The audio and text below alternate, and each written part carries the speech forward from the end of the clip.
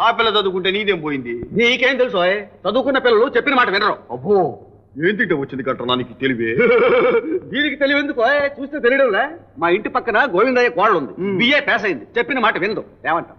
మా ఊళ్ళో మునసబ్బు గారి కోళ్ళు ఉంది, ఓనామాలు రాని మొద్దు మొగుణ్ణి అత్తని మామని చీపురు కట్ట తిరగేసి దుమ్ము దులిపింది.